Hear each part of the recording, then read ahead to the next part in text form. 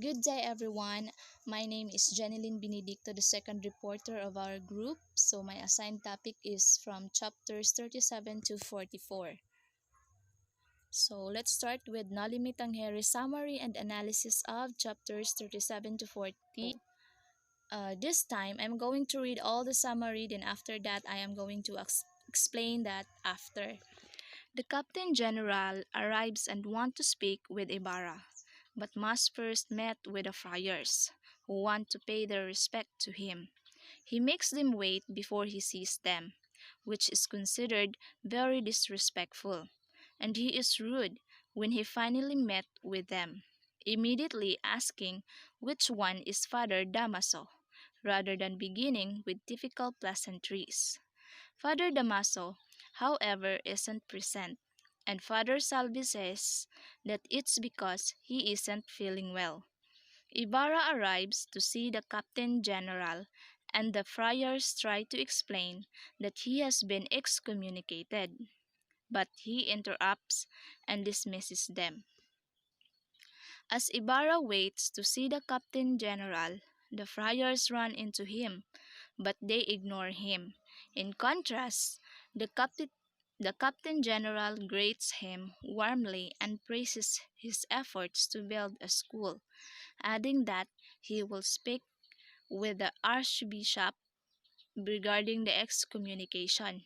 So, pag moingon taog kaning excommunication, meaning ana is mauna ang mga tao nga ginatiwalag sa simbahan maong dapat dili sila dapat pakitunguhan sa bisan kinsa nga mga Catholic people, no. Kay gitiwalag naman sila. So let's continue.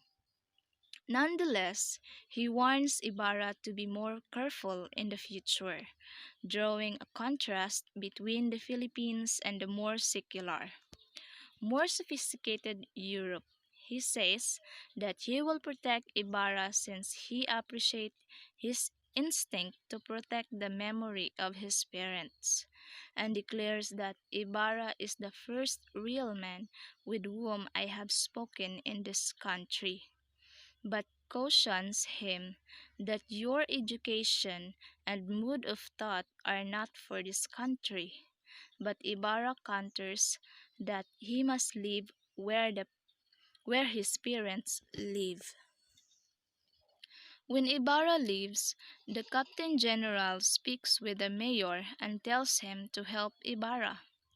Ibarra tries to visit Maria Clara, but she doesn't open the door. Her friend Sinang tells him to meet them at the theater tonight. However, Ibarra watches a procession in the street and sees the police beat on lockers, which disgusts him. The Captain General agrees with his disapproval of custom. Meanwhile, the ensign's wife, Doña Consolacion, lies inside, angry because her abusive husband forbade her from attending Mass since he thought she looked ridiculous earlier that day. Sisa sings nearby, and Doña Consolacion hears her and orders her to be brought to her. She orders Sisa to sing in intentionally poor Tagalog, and Rizal explains that though she can't speak Spanish well either, Doña Consolacion believes that pretending she can speak Tagalog, her native language, will make her look more sophisticated. She ends up telling a servant to order Sisa to sing, saying that Sisa can't understand Spanish. Yet, as Sisa sings, Doña Consolacion is disturbed by the lyrics of her song, which are about vanity, and shrieks at her to stop. Inadvertently revealing that she understands Tagalog, the language Sisa is singing in. Embarrassed, she orders Sisa to dance, whipping her and calling her an indewor. So pag moingon ta og kaning indewor, mo na siya ang ginatawag nga kalapating mababa ang lipad, no, ng mga babaeng bayaran. So let's continue. Finally, the ensign arrives and stops the spectacle. He tells the servants to take care of Sisa, and the couple argue bitterly. That night, the characters attend the theater. Ibarra arrives late and sits next to Maria Clara. Father Salvi asks Don Filippo, the deputy mayor, to force Ibarra to leave. But Don Filippo says he isn't disturbing the public order and states that he isn't entitled to interfere with religious matters. As a result, the priests leave. Suddenly, two civil guards arrive and ask Don Filippo to stop the performance, but he refuses. In response, the guards attack the musicians to attempt to stop the performance, startling the audience. Members of the audience shout complaints about the civil guards, and Don Filippo asked Ibarra to calm everyone down. Ibarra, in turn, asks Elias, who suddenly appears to him, to help. Father Salvi thinks he sees Ibarra carry Maria Clara away from the chaos and fears that they will have sex in the aftermath. So he rushes towards the crowd. It turns out, however, that Maria Clara has fallen ill and is with Isabel. He fantasizes about Maria Clara for a moment, but in contrast to his salacious thoughts and questionable motivations, others view his rush towards the dangerous scene as heroic. Rizal includes a description of the festival from a newspaper correspondent who declares that the villagers will doubtless never forget the sublime act of his heroic pastor.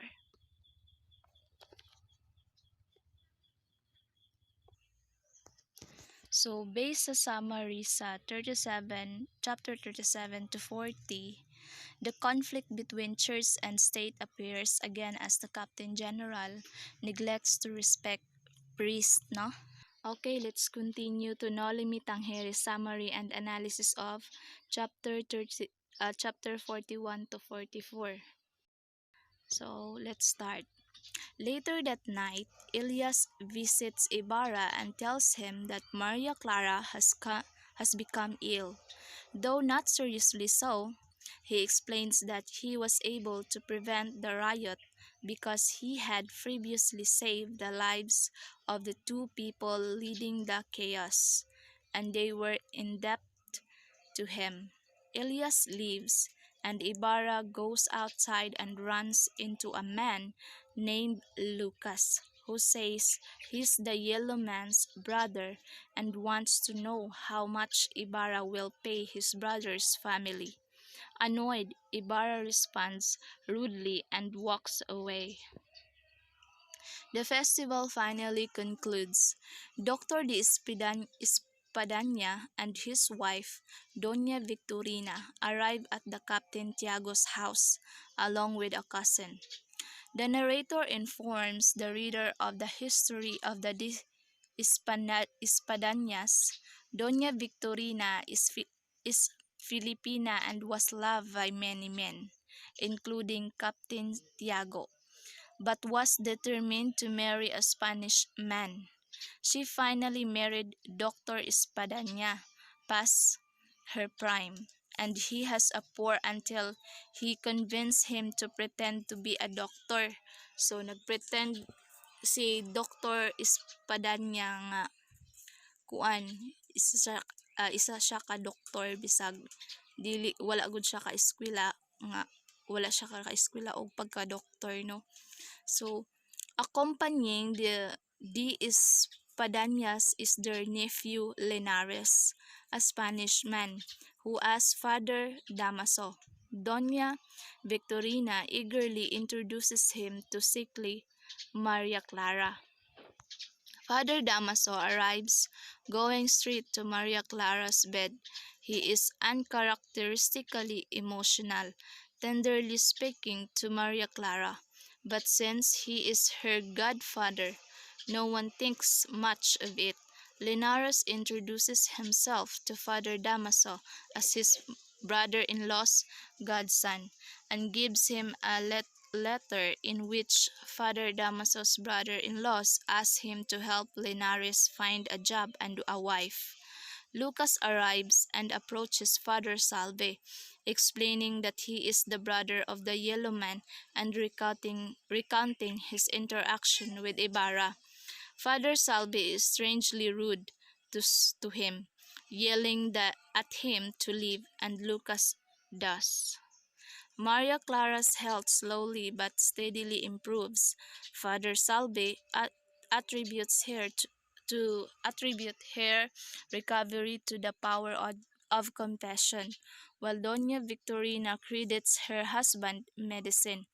Maria Clara's friends give her one more pill, which was sent by Ibarra, and Maria Clara mysteriously tells her friend Sinang to tell him to forget about me before giving another confession. Isabel reads the commandments to prepare for the confession, and Maria Clara cries in response, especially at that fifth commandment, honor thy father and thy mother. So, ang analysis aning chapter 41 to 44 is that from the start, Father Damaso takes Linares to meet with Captain Tiago, 'di ba? So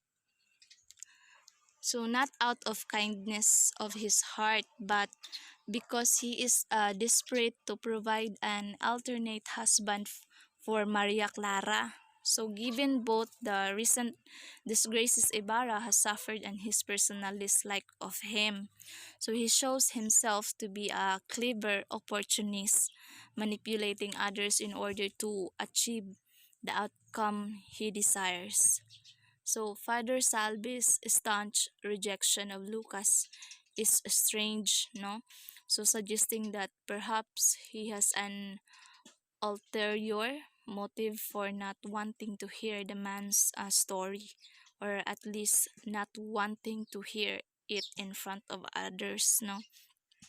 So this incident further suggests that Father Salvi may have a role in the plot against Ibarra. So Maria Clara weeps at the fifth commandment in particular because she does not love and abandon Ibarra. So she does in order to honor her father and the memory of her mother. So sakit kaayo nga si Maria Clara is naigitagana or ang ginikanan mo niya magbuot nga kung kinsa iyahang pangasawa unon, no? So si Ibarra is luoy kay lahang kahimtang, kay syempre gihuna-huna pud ni Maria Clara nga iyahan na lang tugutan iyahang ginikanan nga mo na lang magbuot sa iyaha, kay syempre para po dili niya ma-break ang mga memories sa iyahang mama o sa iyahang papa.